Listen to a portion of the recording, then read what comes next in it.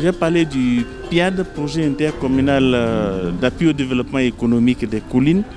Notre projet est axé sur l'appui aux communes à la mobilisation des ressources propres, mais axé ici sur les ressources non fiscales basées sur les infrastructures économiques et marchandes, avec pour finalité de sécuriser les recettes pour les communes en introduisant des techniques ou des technologies nouvelles pour la collecte de ces taxes-là. À la date d'aujourd'hui, nous sommes à un taux d'exécution technique d'environ 26% après à peu près 10 mois.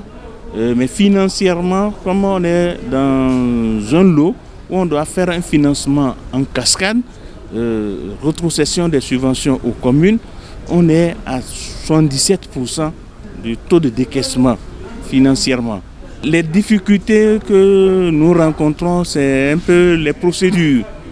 Les procédures de l'Union européenne qui ne sont pas encore totalement appropriées par les acteurs impliqués dans la mise en œuvre du projet.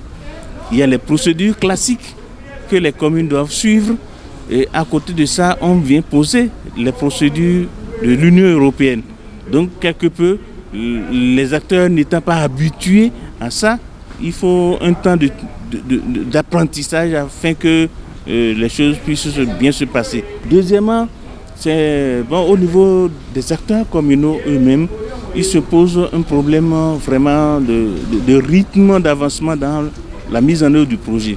Au niveau intercommunal, nous avons vraiment une feuille de route, mais au niveau des communes, compte tenu certainement des autres charges que les agents, les techniciens communaux ont, on n'est pas au rythme. On est obligé de déployer plus d'efforts de coaching et de management pour faire avancer les choses. Ce véhicule, on l'a acquis dans le cadre justement de la mise en œuvre de ce projet que le PADT a bien voulu nous faire confiance en finançant cette initiative que nous avons de travailler à la mobilisation des ressources non fiscales sur les équipements non marchands des communes.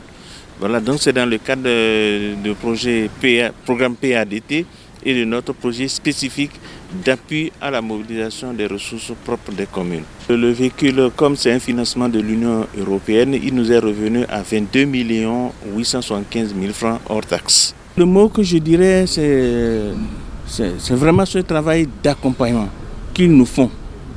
Et je voulais les exhorter davantage à continuer à nous accompagner.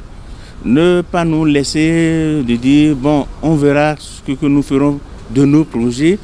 Et constamment, ils sont là pour nous encadrer et je souhaiterais que cet accompagnement puisse continuer